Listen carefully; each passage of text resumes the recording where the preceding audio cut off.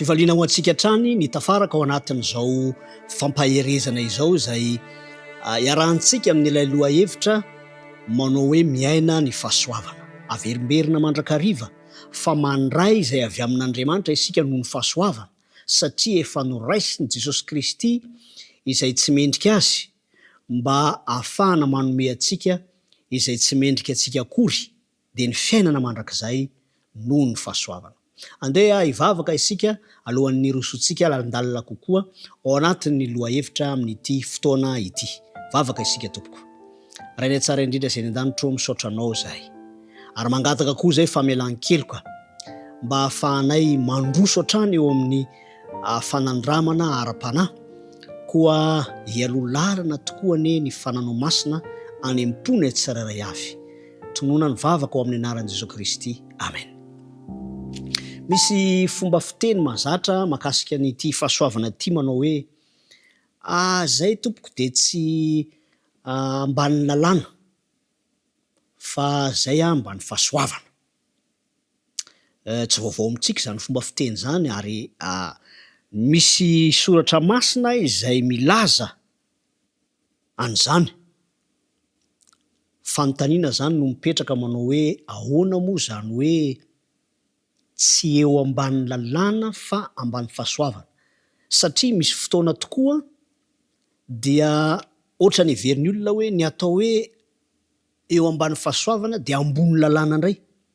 Koa andao aloha vakintsika ilay tenin'Andriamanitra izay niaingany zany fomba atao hoe fomba fiteny mahazatra antsika izany. Ao amin'ny Romanina 9:4-10 dia izao ny fanambarana.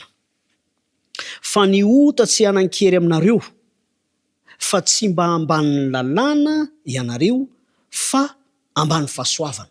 Rehefa miresaka n'io lalàna sy fahasoavana io zany isika dia aza adino fa misy an'ilay ota izay atao hoe mangeja ka ilana ny fahasoavana. Nahoana? Satria ny ota no miteraka fahotana ao amintsika. Averina mandrakariva moa fa ilaina ihany mamantatra hoe ny ota dia ilay atao hoe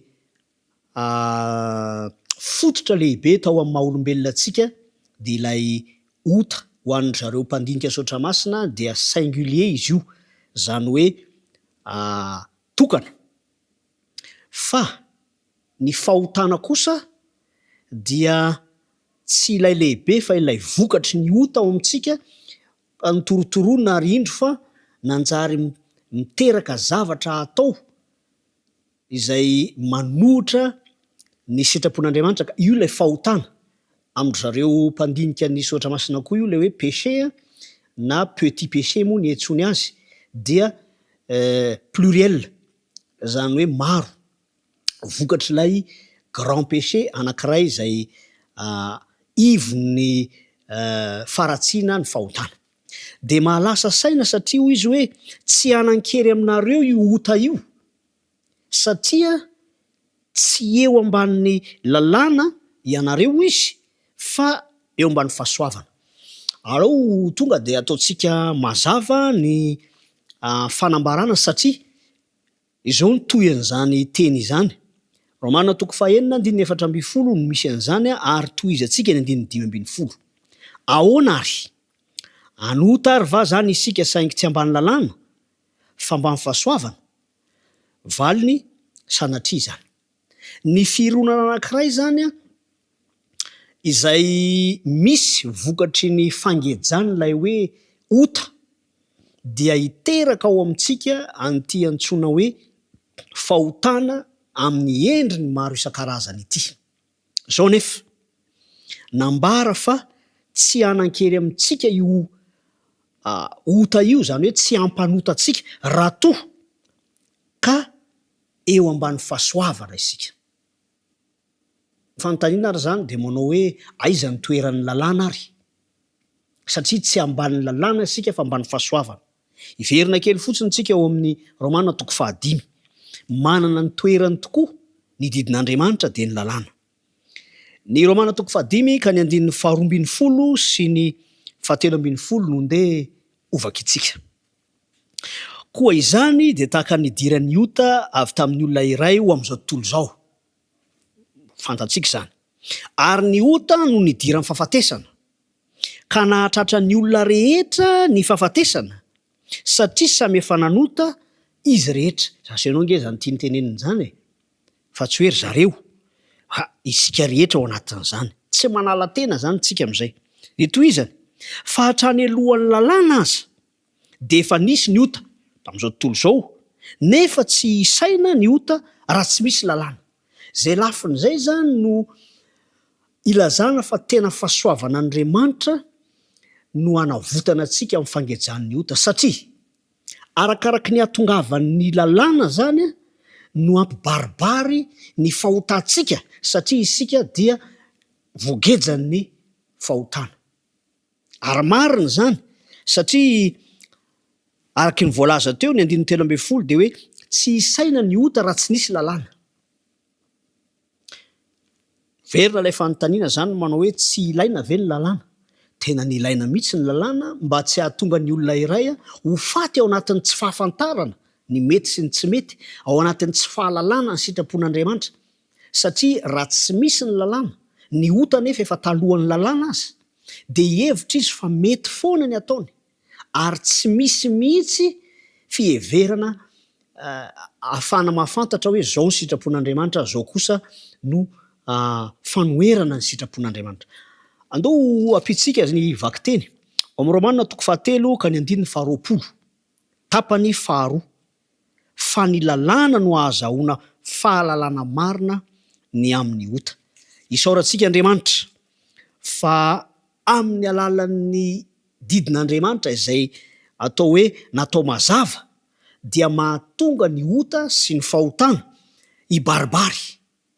Zao nefa mijanona treo ny asan'ny lalàna, mijanona treo ny asan'ny didin'Andriamanitra satria tsy ambany lalàna isika, fa satria isika ambany fahasoavana de enoy tsara ny fomba fidiran'ny fahasoavana antsehatra mba hahafahany manavitra ny tsy fahatanterahantsika izay melohy ny lalàna. Ao amin'ny Romanina 5:20. Zao ny voambara. Ary ny lalàna de niditra ahabe fahadisoana.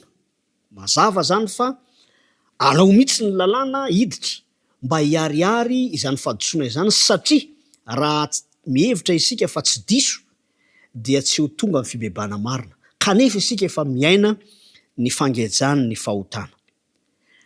Lalàna de niditra ahabe ny fahadisoana, nefa teo am'izay nahabeazan'ny ota no ny oara ny fahasoavana be lavitra. Isaorantsika ny tompo fa ny fafana mandray ny fahasoavana izay mihoatra lavitra noho ny fahadisoana vokatry ny fampiariariana ny nataon'ny lalàna dia tsy hoe kory mampirisika asy anao andika izany didin'Andriamanitra izany. Misy karazan'olona rehefa mahaino an'io de hoe io ratsy mihitsy io didin'Andriamanitra io lalàna io satria arakaraky ny idirany vao maika feno fahadisoana isika. Tsy maninona zany raha ohatra ianao ka mahatsapa sy mahafantatra ny hasarobidiny ny antsoina hoe fahasoavana. Ary ny olona zay miaina amin'ny fahasoavana dia mahita araka ity voambara ity manao hoe teo am'izay nihabeazan'ny ota no ny oara ny fahasoavana be lavitra. Tao hoe tsika ambavaka io fahatsapana io satria izany dia hanavitra antsika ny amin'ny tsy fahatanterahantsika, kanefa kosa hahatonga antsika hihoatra ary indrindra hahazo antoka bebe kokoa ny amin'ny hoavy mandrakizay. Ivavaka isika. Misaotranao zay Tompo ny amin'ny fahasoavanao. Misaotranao ihany koa zay ny amin'ny didinao izay ahafahanay mahafantatra ny mety sy ny tsy mety. Aza velanao ilefitra fotsiny eo amin'ny fiheverana izahay fa ny fahasoavana dia hanome lalana hanota, na ny fahasoavana dia ahafahana maniratsira ny didinao. Mampianaranay andeha amin'ny finoana, atoko kokoa ny asan'izany fahasoavana izany ka hanavitra ny tsy fahatanterahanay, hampahery anay ihany koa satria antoka ao amin'ny hoavy mandrakizay. Apetraka eo ampelantananao ny fahafahanay mino ary toy izany ihany koa ny fahafahanay mandray izany fahasoavana izany sy miaina izany. Tonoana ny vavaka ao amin'ny anaran'i Jesosy Kristy. Amen.